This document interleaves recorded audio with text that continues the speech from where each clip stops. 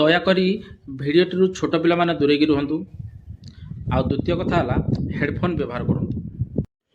ଏ ଭାଉଜ ସାତ କଳସ ଆଠ ଦୀପକୁ ସାକ୍ଷୀ ରଖି ଧର୍ମକୁ ସାକ୍ଷୀ ରଖି ଅଗ୍ନିକୁ ସାକ୍ଷୀ ରଖି ବନେଇଥିଲେ ଗୋଟେ ଧର୍ମ ଭାଇ, କିନ୍ତୁ ଧର୍ମ ଭାଇ ଏନେ ପଛରେ ମାରି ଦେଇଛି ତାଙ୍କର ଘାଇ। ଜୀବନରେ ସବୁ କରିବ କେବେ ଧରମ ଭାଇ କରିବନି। କଥାରେ ପରା ଅଛି ମହାପ୍ରସାଦ ହାତରେ ଦେଇ ଗୁଡେଇ ପେଲିଲା ଧରମ ଭାଇ। ତମେ ମାନେ ଜାଣିଛ କି ନାଇଁ? ଯଦି ଜାଣିନ ମୁଁ ଏ ଫାଷ୍ଟ ଟାଇମ କହୁଛି, ଶୁଣିନିଅ ଆଉ ଜାଣିନିଅ, କେବେ ଜୀବନର ଧରମ ଭାଇ କରିବନି। ଶୁଣିଲ ତ ଭାଉଜ କଣ କହିଲେ? ଧରମ ଭାଇ କରନି, ଧରମ ଭାଇ ପାଖରୁ ଦୂରେଇକି ରୁହ।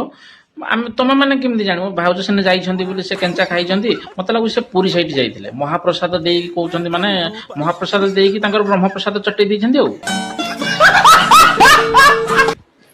ହଇରେ ମା ଗିଆ ଦଳ, ଖବରଦାର, ଭାଉଜ ଭାଷା ନାହିଁ। ଇଏ ମୋର ଆଧ୍ୟାତ୍ମିକ ଚ୍ୟାନେଲ ଗୋଟେ, ଏଠି ମାନେ କେବଳ ଜୀବନ ପଥ ଏଦରତ ଏଇ ଗୀତ ସବୁ ବାଜିବା କଥା। ଆଉ ମୁଁ ପୁଣି ରାଗିବି ମାନେ ୟୁଟ୍ୟୁବରରୁ କଷ୍ଟମର ହେବା ପାଇଁ ମୋତେ ଖୁବ୍ କମ୍ ସମୟ ଲାଗିବ। ତମେ ତ ତୁମ ନିଜ ମୁହଁରେ ହିଁ କହୁଛ। ହଉ ଛାଡ଼, ସେ ଯାହା ହେବା କଥା ହେଇଗଲା। ମୁଁ ସମସ୍ତଙ୍କୁ କହିଦେବି, କେହି ଆଉ ଧରମ ଭାଇ କରିବେନି। ତମେ ସେ ଗୋଟେ ସାଇରୀ କହିଲ, ଗୋଟେ ଭଲ ସାଇରୀ ଗୋଟେ କୁହ, ମାନେ ଯେମିତି ମନକୁ ଛୁଇଁଲା ଭଳି ଗୋଟେ ସାଇରୀ କୁହ। ତମ ଫେସ୍ କଟିଂକୁ ଯେମିତି ମାନିଲା ଭଳିଆ ଗୋଟେ ସାଇରୀ କୁହ, ମାନେ ଲୋକ ଯେମିତି ପଟିଯିବେ। ଡେଙ୍ଗା ରସିକିଆ ମାଗୁର ନିଶୁଆ 12 ଟୁକି ପାଖେ ମନ, ଏ କାଳିଆ ଟୋକାଙ୍କୁ କହଣ କହିବି। ଆରେ ଭାଉଜ ପଟଉନ, ଛାଇଆ ତଳେ ଦେଖିବ ଜହ୍ନ।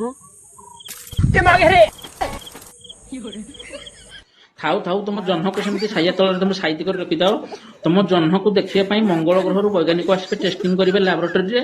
ଆଉ ଏଲିଏନ ମାନେ ଆସିବେ, ବୁଝିପାରିଲେ ନା? ଆଉ ତମ ଜହ୍ନ ପାଇଁ ଲୋକ ଦେଖିବା ପାଇଁ ଏତେ ପାଗଳ କାହିଁକି? ତମ ଜହ୍ନରେ ଏମିତି କଣ ଅଛି ଲାବୋରେଟୋରୀ ଟେଷ୍ଟିଂ?